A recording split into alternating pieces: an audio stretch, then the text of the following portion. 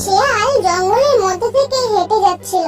সে দেখতে পেল কুমির নদীর পাড়ে শুয়ে রোদ পোহাচ্ছে। কি কুমির ভাই, কেমন আছো?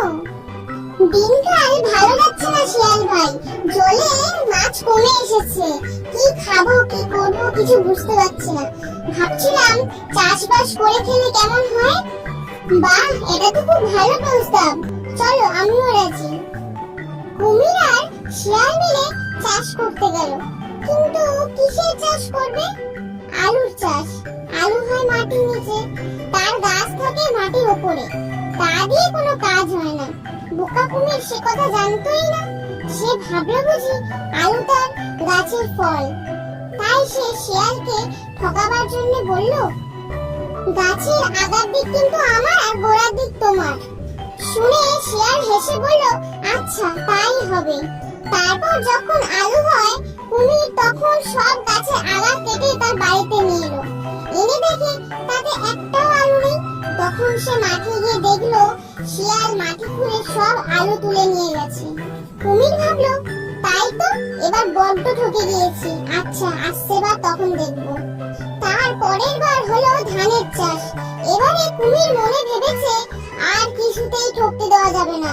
তাই সে আগে থাকতে শিয়ালকে বলল, ভাই এবারে কিন্তু আমি আগার দিক নেব না, এবার আমাকে গোড়ার দিক দিতে হবে। শুনে শিয়াল হেসে বলল, আচ্ছা তাই হবে। তারপর যখন ধান হলো, শিয়াল সে ধান শুদ্ধ গাছের আগা কেটে নিয়ে বাড়িতে চলে গেল। কুমির তো এবারে ভারী খুশি হয়েছে, ভেবেছে মাটি খুঁড়ে সব ধান নিয়ে নেবে। ও কপাল, মাটি খুঁড়ে দেখে সেখানে কিছুই নেই। তার ভাগে পড়লো মাঠ ভর্তি খড়।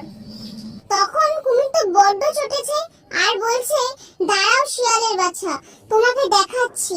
এবারে আর আমি তোমাকে আগা নিতে দেব না, সব আগা আমি নিয়ে আসবো। সেবারে হলো আখের চাষ।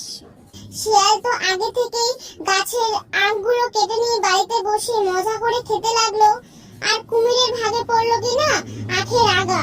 ঘরে এনে চিবিয়ে দেখলো খালি নোনতা, তাতে একটু মিষ্টি নেই। তখন সে রাগ করে আগাগুলো ফেলে দিয়ে শিয়ালকে বলল, না ভাই, তোমার সঙ্গে আমি আর চাষ করতে যাব না, তুমি বড্ড ঠকাও।